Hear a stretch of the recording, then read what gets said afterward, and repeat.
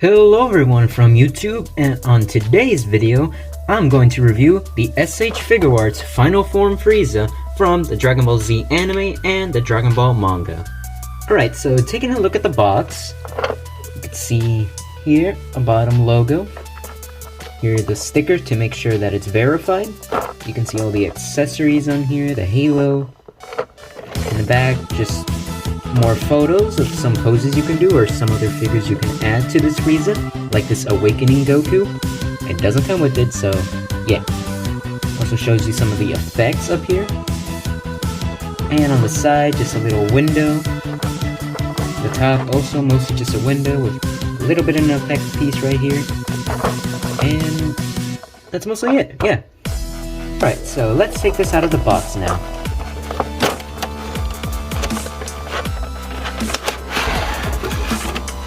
Oh, something fell, but I'll just pick that up. And in case if you're wondering, this is what it looks like inside of the box.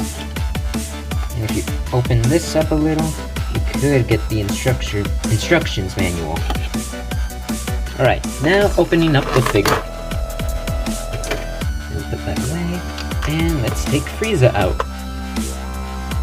So, first appearances, looks pretty accurate, especially to the anime. I like the shading of purple. Oh, and there's a little mist paint here. I think you can barely see it, but right there. Just a little mist paint. It's coated white instead of purple, but not too noticeable. I really like the head, pretty accurate and everything. And here's the only head that comes with a little hole that you can put the halo in. So if you want to recreate the Dragon Ball Super anime moments. Right here. But this is mostly for Dragon Ball Z, I'd say. Unless you want to put it in a Dragon Ball Super shell. So yeah, first appearances, it looks pretty great. Also, in case if you were wondering what this plastic bag was for, it's just for a Figuarts stand or a Tamashii Nation stand. But I already opened the box and everything, and in case if you were wondering what it looks like, just take off the figure that's holding it. This is what it looks like, in case if you were wondering. Now here's a better look at the Frieza articulation. Move its arms more than 180 degrees, that's better than most other figures. On both sides. The head can turn 360, no problem. Can look down a bit, and a bit high. Not all the way high, but a good amount. The legs are kind of hindered a bit from this waist, but other than that, it's pretty good. The legs, you can move the feet, including the legs. And the back is also hindered, especially because of the tail here. That hinders it. But here in the torso, you can somewhat move it. Side to side a bit. But all around pretty good articulation, but could be a bit better. Now here's what Frieza looks like with his different kinds of tails. It's just a small, pretty okay one. I don't know exactly what pose tail this is supposed to be, but it's a pretty good one. And if we switch it out, we have here a longer tail. Stick it in, and yeah. Here you can pop it in the middle, just like when Krillin snapped or broke Frieza's tail in half, or sliced it, my bad. You can also create that, or if you just want to have it all. You could try doing the choking scene where Frieza wrapped around his tail around Goku, but that might be a bit hard, especially since this isn't too big. As for accessories, Frieza does come with a better amount than other figures. Here's a beam strike, or beam, laser beam, whatever you want to call it. And here's the signature death ball.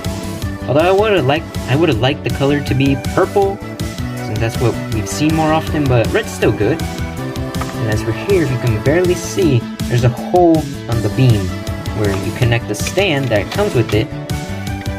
Put it right there, however you want to have it. And with Frieza here with one of his accessories. You get this one, you snap it on Frieza. Let me do it real quick.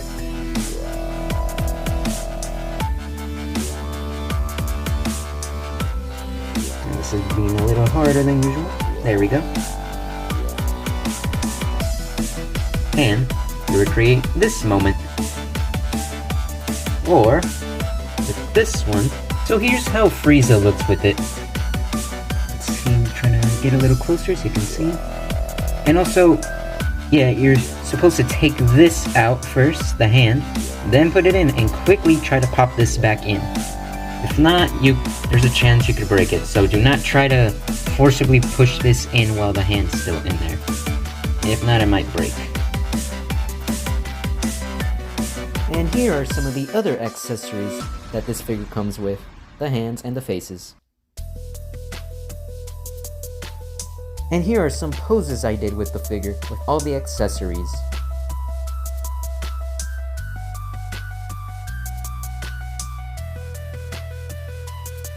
Now for the size comparison. Frieza here is standing at around almost 5 inches, but more accurately 4.5 inches. And here's a size comparison next to Blue Kaioken Goku, the event exclusive one. And here's another size comparison next to Beerus. I'll just get him real quick. So yeah, pretty accurate to what Frieza's canonical height is. Also, if you want to know really quick, the other figures are mostly standing at around 6.5 inches. So overall, I'd give this figure a solid 8.5 out of 10. The only problems with it I really have is just the articulation around the legs.